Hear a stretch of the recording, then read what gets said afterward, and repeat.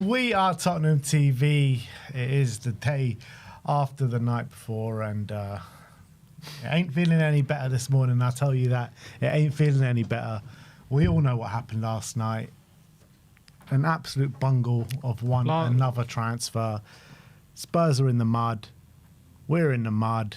Everyone that believed that was are in the mud. And Tottenham have gone and done it again. Like, what more can I say on that situation? Only thing more to say is Eze's retiring from trophies. That's it. Fair play to him. If he wants to do that, go right ahead. You know what I mean? Like, go right you don't ahead. want to move to the European champions? Exactly. He wants to retire from Jog trophies. on, mate. Confirmed. He's hanging up his trophies. I tell you what, though, like the hit list for next season is growing. This season is growing and growing. With every and growing. deal.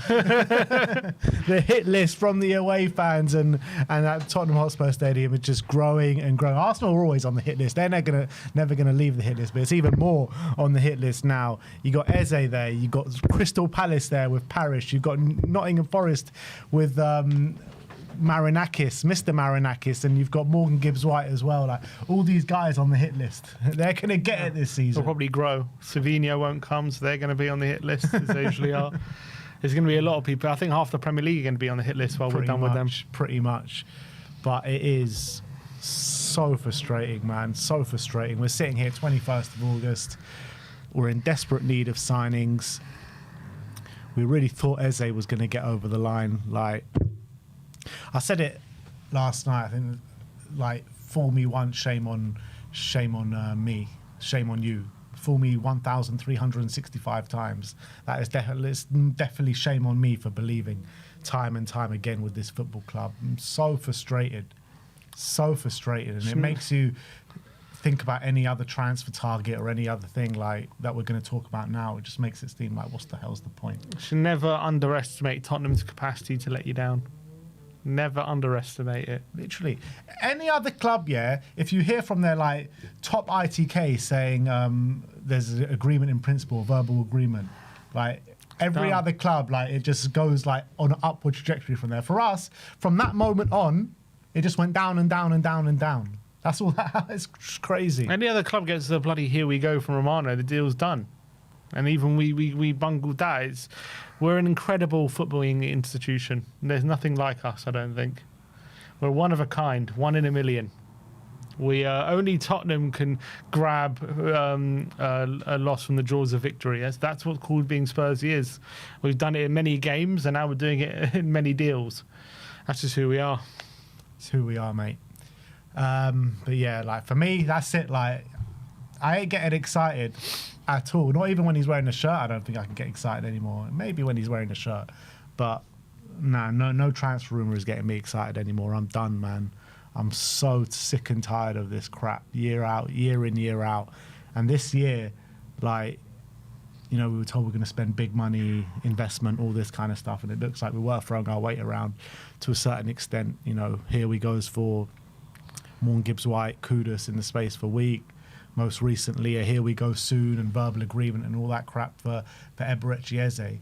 And now we're just sitting here twiddling our thumbs in desperate need, scrambling around to bring in not only one, but we're led to believe two number 10s from now until the end of the transfer window. Yeah, they ain't happening. Lucky if we get one. We'll be lucky if we get one. I can't. Well, there's talk of Tottenham trying to bring in 2 attackers and a defensive player as well. We ain't getting all this deal, all this business, because we also have to let go of players as well. That's gonna potentially take time. I do think there is going to be, in general, a lot of movement in the latter stage of the window. I think there's going to be lots of deals done, but I can't envisage at this point in time us sitting here at the end of the window and we're happy with our business. Yeah. That seems like so far away. Yeah, it's you never know, but it's hard to believe when you're thinking you're getting the calibre of Morgan Gibbs-White and Eberechi Eze, Premier League proven quality through the door. You know, Nottingham Forest best player, Crystal Palace's best player. Are we going to get anyone of that level from now until the end of the window? Or is it going to be more kind of like potential kind of players? Well, all the proven ones are all taken, so it's going to have to be potential, really. Yeah. I think, look, they're a good, and potential doesn't mean bad, just means not guaranteed, and that's reality. Look, well, there's a lot of players we've signed who have been potential and turned out to be big hits straight away.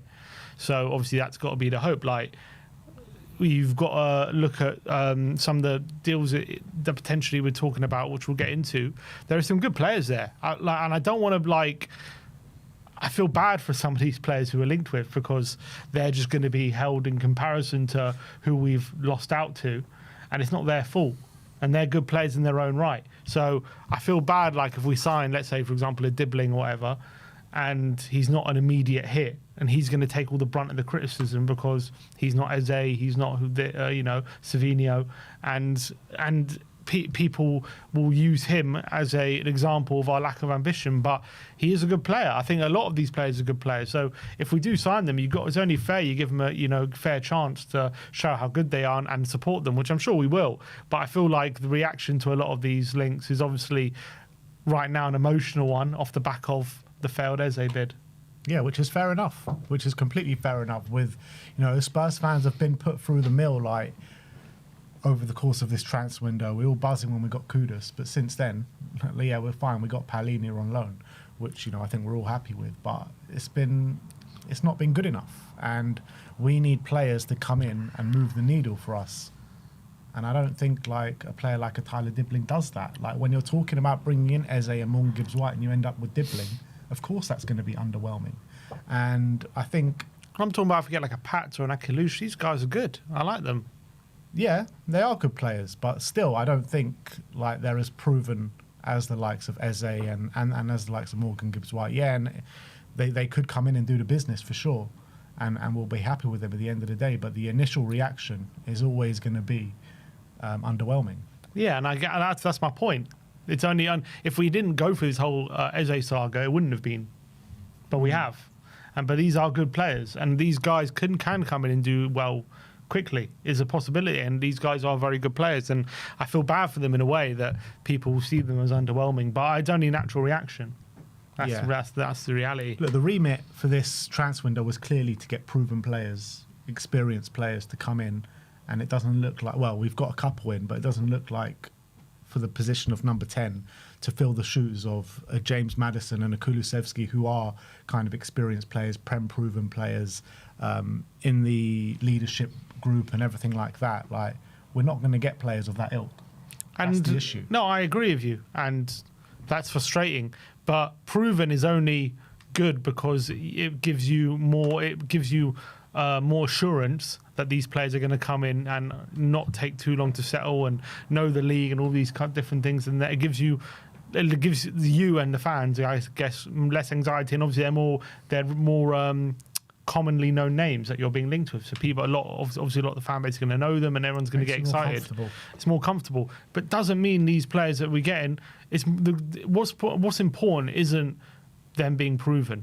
That is obviously a nice element, but it's not the most important thing. It's not the number one. Number one is quality. How good are they? That is the most important thing. And if they're good enough, and we believe they can make an impact now, even if they're not proven in this league, if we scout them, they believe we can make an impact, then there's enough reason there to be excited. Doesn't mean that's a plan destined to fail just because they're not as proven as Gibbs-White or Eze. But I get it. You would obviously rather a proven player because they're proven. And that gives you more assurance that this player is going to come in and give you what you need. And there's more chance of that happening. But as much as it's not a chance destined to fail, which I agree with, it's also not a chance for immediate success. It is. There is a chance. No, sorry, it's not a 100% kind of... No. You got full trust they could come in and get instant success. Yeah, but even with proven players... It's kind of either way. With someone like Eberechi Eze and Morgan Gibbs-White, I was fully convinced that they would come in, hit the ground running, and be a very important player for us from the off. Agreed. The players that we're talking about now, the Akalushis, the Patses, I think they're all unbelievable talents, but I'm not 100% sure that they can be very important players for us from the off. I understand that, but even with proven players, it's not guaranteed. It's just a higher likelihood. Yeah. That's what you're paying for. And I'm just saying, even with the players we're linked with now, maybe the likelihood is lower. It doesn't mean it's not possible, and doesn't mean it can't happen. That's my only point. Nothing is, for sure. Nothing's for certain. Some things are more certain than others. And, you you just go back to our history where we've signed kind of these players before and they haven't worked out. Where you sign a Dele Alli, 21 years old or 18 years old, however old he was when we signed him from NK Dons. No one expected nothing from him. And he came in and was an unbelievable player for us for a number of years. So, look, anything can happen if you get the scouting right and you bring the right players in at the right time. It's just going to be underwhelming. That's the only situation. Yeah, and that's true. But I'm saying the guys we're linked with now, it's not like these guys are, for example, like a Gray or Bergvall who have only been playing, for example, the Championship in the Swedish League. These guys have been playing top-level football for a couple of years at least. And I know they're young, but it's a bit different. Like, I don't want to see, like if people are comparing these signings to the signings we made last year, I think it's still in a different level to that. Well, let's see who we actually bring in first. If I'm saying if it's the guys we're linked with. Let's see who we actually bring in first, because like even the players that we're about to talk about, there are ups and downs in terms of whether we think they'll come in. Likelihood, yeah. Look, you've got to dust yourself down and move on. That's the reality. We had last night to be depressed and down in the dumps. It's going to sting, and especially when we see Eze get signed for Arsenal and put on that shirt and score his first goal. It's all going to sting, all of that shit. But you got to move on. What we got to do is win at the fucking Emirates. That's what we got to do. What we got to do is put some money on the table and sign a number 10. We can't let it get us down. Anytime anyone tweets Eze, you go, "War a trophy." You got to fire it back at them. That's what it is. Fighting talk from Sim, and we love it. Exactly. Where is their European trophy? Where is it? You can have Eze. Where's your European trophy? Exactly. I don't see it. Let's all go running around Woolwich with our European cup. Exactly. Eze, you retired from winning trophies. You got to fire it back. You got to give it. You can't lay down for too long. Exactly. We don't want players at this club that want to retire from winning trophies. Exactly. We want players who have got ambitions to win trophies. That's what we want. I think we're going to do it this year as well. We're going to win at the Emirates this year. Exactly. Got to do a double over them this year. It's the only way. We're going to do the treble, knock them out of cup as well. Exactly. All right, that is it from us today, guys. If anything breaks, obviously, we'll be back on to give you all the lowdown. But that's the situation for today. Let me know your thoughts in the comment section below. Thank you, everyone, for joining us today. Like, subscribe, and comment. And as always, come on, you Spurs.